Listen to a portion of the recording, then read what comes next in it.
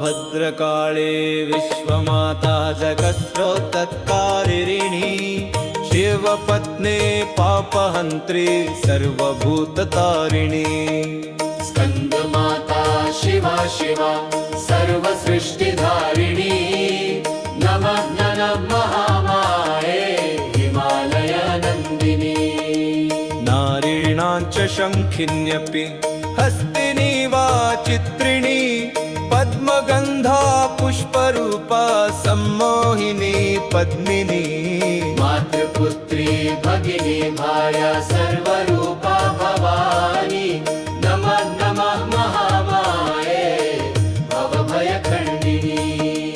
पापताप भव भय भूतेश्वरी कामिनी तव कृपा सर्वक्षये सर्वजना वन्दिनी।